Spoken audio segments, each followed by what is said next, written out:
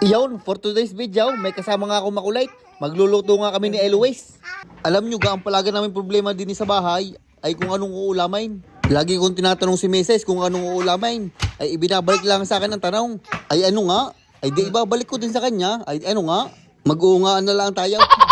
3 beses iyon, araw-araw, umagahan, tanghalian at saka hapunan. At kung minsan, may merienda pa.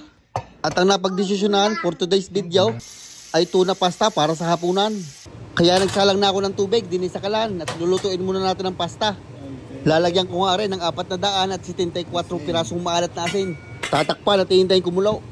Habang iniintay kumulo yung tubig, magagayat muna tayo ng mga panggisa.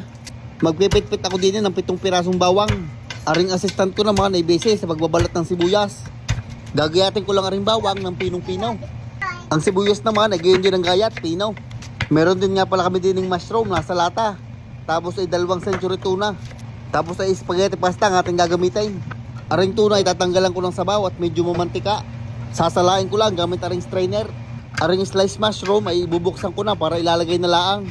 Nakulo na nga ang tubig kaya inaabot na sa akin ng assistant ko ang pasta. Aring at kumuha pa ng tuntungan.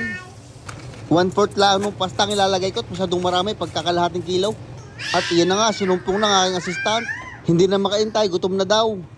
Ari nga palang assistant kong are ay entertainer din. Big guy, big guy, big guy. I-check ko lang aring pasta at pagka ari al dente na ay pwede nang ahunain. Dapat ay yung may laban-laban pa at lulutuin pa natin ay. Sasalain ko lang din sa strainer. Sabay papaliguan ng malamig na tubig para matigil ang pagluto. Simulan na natin aray. Dini sa kawalay, naglagay ako ng kaunting mantika. Pag mainit na ang mantika, gigisahin natin ang bawang at sibuyas. At pagka ma-brown-brown na ang bawang, ilalagay na natin ang mushroom. Gigisahin lang rin ng saglit, sabay ilalagay na natin ang tuna. Gisa-gisa lang at yan na may luto na. Pagkatapos, lalagyan ko ng 1 dakot na spinach, sabay tatakpan para lumambot. Mga ilang segundo lang at pwede nang haluin. Aw, diga, kadaling haluin ngayon. Pag nahalaw ay pwede na lagyan ng cream. Yun, gayong kadami ang nilagay ko. Palalasahan ko naman na rin ng mga 87 pamintang durog-durog. Aring sunod ay optional, nasa sa inyo na kung maglalagay kayo. Kaunting malunggay powder, pampagatas. Lalagyan ko ng kaunting na ring sabaw ng century tuna para lasang-lasa. Mga 91 Parmesan cheese. At kaunti na rin pasta water, pampalapot. Hahaluin lang rin ng saglit, tapos ay pwede nang ilagay ang pasta. Hahaluin lang rin hanggang lahat ng pasta ay makubera ng sauce. Yan, parang gayaan, sabay tos-tos laang. At yan, luto ng ating tuna pasta para sa hapunan. Ipe-plating na natin gamit na rin ating malupit ng plato. 2 sandok at kulang sa akin ng isa. Lalagyan ko lang ng extra tuna din sa ibabaw. At kaunti ding parmesan cheese.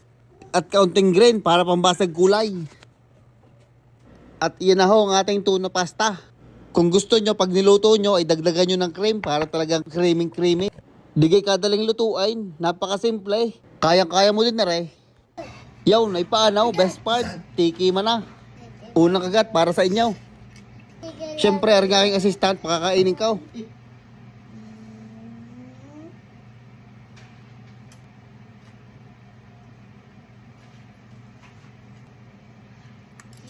Yaw, hanggang din nilalaang, ay kain na rin ho kayo.